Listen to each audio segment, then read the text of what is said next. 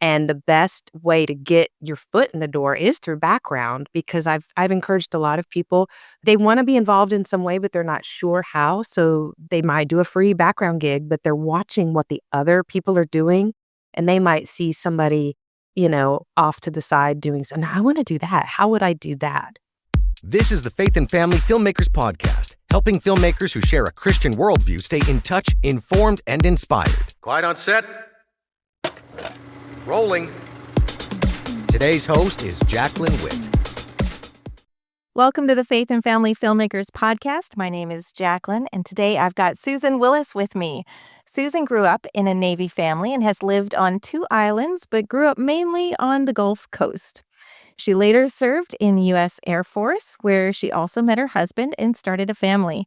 Post-military, Susan entered the coffee business world, working at several coffee shops, including owning her own shop from 2006 to 2010. Although she has been acting since high school, she found her call into the film industry in 2013, both on and off camera, acting, casting, and even some directing and light producing of her own short films.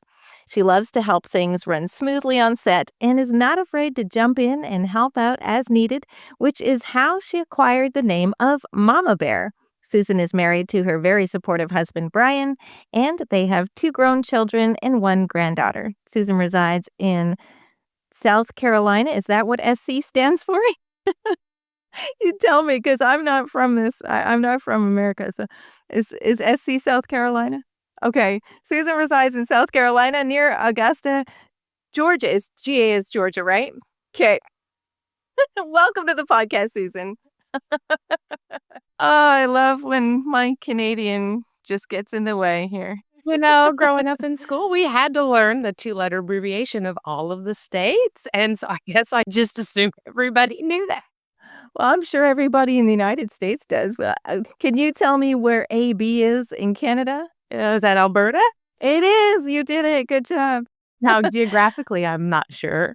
Right.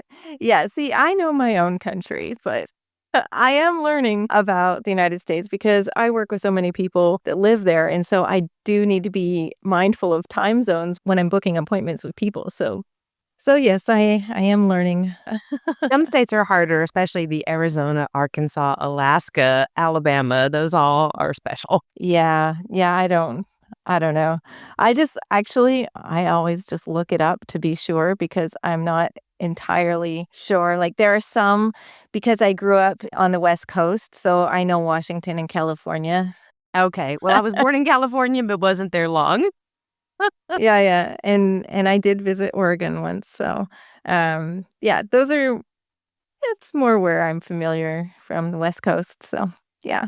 All right. Well, we're not here to talk about me or geography. Let's talk about you. So, Susan, how did you get into the film industry? Like it said that you did some acting when you were growing up, but how did that move into a career for you? Well, of course, everyone is, well, when I was in that second grade play or whatever. High school really kicked it off. I signed up for drama and I just absolutely loved it. But then, of course, my path led me to the military. And so performing and things like that, that was not a thing. And then when I got out of the military and when we settled here in South Carolina and we became active with a church, of course, the drama ministry there, I was drawn to it. And the narrations for the Christmas and Easter cantatas, musicals, and all of those things. A couple of roles as singing characters, which was a little terrifying. And then I don't know if I put this in my bio, but I sang for about 12 years with a women's barbershop chorus. Called the Sweet Adelines. And then I also was with a quartet. So, of course, performing, that is just so much fun, because you get that thrill, like live theater. I've done a little bit of theater. And then like many other of my faith and family people started with AMTC, Actors, Models, Talent for Christ. And I had not heard of it until a friend from church told me she was going to this showcase thing or signing up for this program about doing this as a career. And I was like, really? That's a thing? I didn't know that, like acting. I watch shows, but I'm not addicted to any one thing. I had a couple of favorites growing up. But the military just kind of consumes your time. And then raising a family, we had the kids, so it was just whatever they were interested in.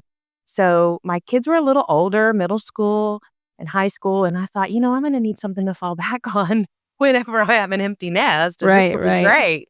I was no longer in the military. The coffee shop jobs, were in and out, and I just ended up becoming a homemaker. I wanted to work, but it was just Mhm. hard to find my niche. And so I went through the AMTC program and came out of that where I had entered the world of background. So working background work, which of course where I live, 2 hours, 2.5 hours driving to Atlanta doing background work. That's when I learned all about being on a film set. And it was a big rush. And I would do that. I did that probably for about 2.5 years off and on, put lots of miles on my car, made lots of friends in Mhm. Atlanta so I could stay on their couches, mostly Nice. Atlanta. Sometimes Charleston, sometimes Savannah area. Yeah, yeah. So, yeah, No that's longer doing awesome. background work. Well, and then so casting, did that come out of necessity or was that something that you were feeling drawn to? Oh, so I met a gentleman here in the Augusta area who was looking for some help on a shoot. He was doing this film shoot to feature our local police department, like a recruiting tool for the local police force. And it was going to be a long shoot. And it was my first time that I had discovered anybody right here in Augusta. And I thought, wow, I don't have to drive to Atlanta. Well, I ended up being pretty much his personal assistant as his wrangler of other people and just kind of helping him keep his brain focused on the Mhm. task and answering phone calls and fielding all of the stuff and kind of following him around like a puppy dog, Right. learning. And it's so funny because a lot of people on that particular shoot, which lasted off and on for about 2 weeks, but I saw the most impressive aspects of the police department, from the drug dogs to the bomb robot to Wow. watching things blow up, and just how they operate was so cool. I'm still friends with several of those people who are really doing well in their film industry. That was where I was a grip for the first time, carrying dolly tracks and putting it together. It was so fun to just learn that aspect. And then I started meeting more people who wanted to do film in the area, but they needed background. So since I had all of this background from driving to Right. Atlanta, I thought, well, I know how all of those casting companies word their emails, how they recruit people, what they use, before they were putting background calls on Actors Access. They were just using Facebook and social media. So I learned all the lingo and I thought, well, I'll just do that here. Because one of the things that I learned in AMTC was I said I could see myself coming back and teaching and helping with this program. And I always have that little teacher in me. So I thought, well, I can just help. They said, if it's not in your area, build it.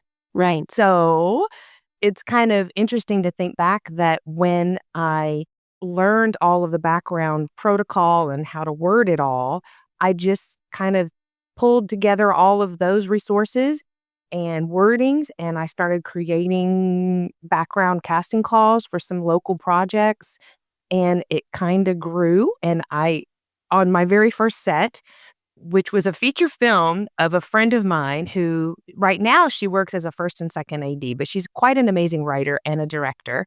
Um, she wrote a film in honor of her sister, and I was kind of the central hub. I was a lot of things. I was gathering catering, I was handling crafty, I was base camp PA, they called me a unit production coordinator. I'm like, now that I know what that really is, I'm just laugh. I'm like, no, no, no. I was not a UPM. I was not a UPM. I helped gather the background, and that's where I kind of got the title of Mama Bear, because I just wanted to Okay. take care of everybody. I'm like, do you have water? Oh, you're sweating. Let me get you a cold towel. Right. That's just where I flock to, is to make sure people are okay and hydrated and healthy and fed and all of that.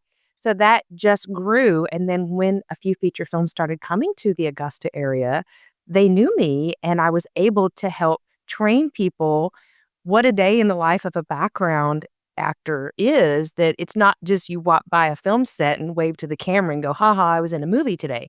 It's a day Right. job. You've got to fill out paperwork. You get paid. It's responsibility. And the area started learning the difference between volunteer background and if you could actually pay them or compensate them a little bit. So I Mhm. really felt like an advocate to get background paid, because Right. The first time you dangle the carrot, hey, you want to be in a movie, that's fine. And Mhm. you get a taste of it. But once there's a little compensation in it for you, you try a little harder, you show up, you don't cancel at the last minute. And when you have volunteers, you really risk that. Yes. And so I'm really passionate about, please just compensate people and make it Uh-huh. worth their time. If it's gas money, and this is at the time, background rate was $58 a day. It was so cheap. Wow. Now it's over $100 a day. Mhm. Um, so that just grew, and then I wanted to help people find the actors for their speaking roles, not just background. Right. While I was training and upping my craft and leveling up and meeting with coaches, I found a dear friend who was coaching me, and I said, "What could I do to make it worth your while to come to Augusta and teach a class? How many students do you Mhm. need, and what would you charge?" Because we've got these people who are doing background work, and they're hungry to learn more. I even created a little workshop called Background and Beyond. And Oh, wow. I charged $5, I think. And I taught people what a day in the life of background was, what to expect. How do you find the casting calls? What kind of schedule do you need to adhere to? How do you dress? What to expect when you walk on set? How long should your day last? What to bring for your creature comforts? Wow. That's so valuable. So I would teach that. And then I started teaching, okay, you want to level up and go beyond background? So I called it Beyond the Background. Right. Yeah, yeah. How it's such a different mindset when you go from background to actually a speaking role. It's really easy to go walk from point A to point B and look like you're on a mission. It's so different when you have to say a few words. Right. And what was kind of interesting was during all of that, I had booked my first role on a big feature film, and I had a trailer, a honey wagon, Ooh. all to myself. It was about as big as my dining room table. Yeah. And I realized, whoa, one of the big differences is you're not in holding with a whole bunch of backgrounders eating, you know, cheese cheese balls and peanut butter Yeah, crackers yeah. and drinking a bottle of water and chit-chatting and socializing. You're in a trailer by yourself. And it Mhm. is kinda lonely, and you feel like they forgot about you. But I didn't have a big script on that particular set. It was a very easy set, but if I had had a lot of lines to learn, I know that's that place to Mhm. get that solitude, to get yourself centered, do devotion, listen to music, whatever you need to get yourself mentally ready. Right. So, it was a huge difference. So I started training that class. Then I brought my friend Cindy to town, and it was hard to muster up like 10 people. But they Oh, came. yeah. She had offered 15 people for an early class and 15 people for a later class, and I had, like, 3 in the first one and 4 in the second one, and she said, Oh, "Oh, I wow. can't drive all the way from Atlanta, but let's combine them." So we Yeah. did, and everyone's eyes was opened like, "This is a real acting class, oh my gosh." And so that started a whole 'nother thing that I began called Actor Circle. Wow. Okay, so yeah, you've started a lot of things that have been bringing a lot of value to other people. I like that when, you're pursuing something that is on your heart, that you have a passion for, and you're like, who can I bring along? Who can I add value to on this journey that they can come with me? Like, you're not just in it for yourself. That's really cool. So, for your casting, how long did you do that for? Are you still doing it? Yes and no. Okay. When we put together the meetups, we wanted to be very strategic with the approach, thinking about the obstacles. Where are those things that would actually make the greatest impact? I just wanted to say thank you, Jaclyn. You guys having everything so organized. I went on the website last week. I was able to sign up. All the instructions worked. Everything was seamless. And I have not had an experience where it's been this seamless ever. Also, I've already met some amazing people on this, and I love the format. You teach us a little bit, and then we go into a separate group with just a few people. It takes away some of the anxiety if anybody has anxiety about speaking in a large group. And also, I've gotten to really know people beyond just that's your name and your face. And some people I knew already, which is also great because there's so many people here from the industry that just have amazing experience in all areas. I've met writers, I've met actors, I've met producers. Today, I was with somebody in a room who actually does editing, and that was such a great perspective. Join us on Thursday mornings for our FAF Association meetings. We've got networking opportunities, masterminds, and more. Find the schedule on our homepage at faffassociation.com or find the link in our show notes. I have put aside background casting. It drained the lifeblood out of me. I'll just like, Oh, okay. fair warning, it is very stressful, and the bigger the numbers got, the scarier it got. And not Oh, only was I casting for background, I was also casting for stand-ins, okay. which is another big job. And in my area, there's just not a lot of people who have that set experience. Now, I did discover the pocket of people who were also driving to Atlanta doing what I had done. And so Right. they had experience, but it wasn't, if I was looking for a specific stand-in, they may or may not have been the right candidate. Because the stand-in needs to be around the height of the actor, around Mhm. the same hair color, same build. And so it never failed. If I needed a male, I had an experienced female.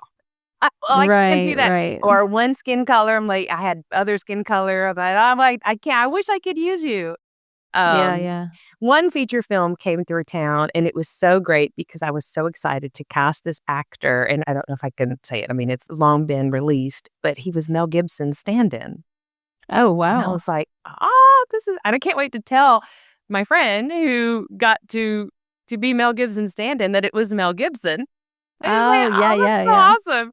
That's so awesome. Wow. So that was fun when a couple of bigger names came to the area and I needed a stand-in. And I kind of had this thing where I would find a place where I could be an extra as like Mhm, my little cameo. But mhm. that was a very stressful day because I'm over here in work mode, mama bear, get everybody signed in and take care of them. And they're like, okay, we're ready for you to go get ready to be on set. Okay, now I had to bring all my wardrobe clothes and then change and like look pretty and be nice. And so I Right. was able to get an assistant and get production to pay her as well. That was kind of a miracle because I was offering to I had a friend who wanted to just shadow me and see what I did. Mhm. And after the first week of production, I get a phone call saying, we need to double or triple the amount of backgrounders that you're bringing on set. And I said, well, I'm bringing in as much as the budget is telling me I can. If you say 20 today and you want 60, well, then you got to tell me that we have the budget for that.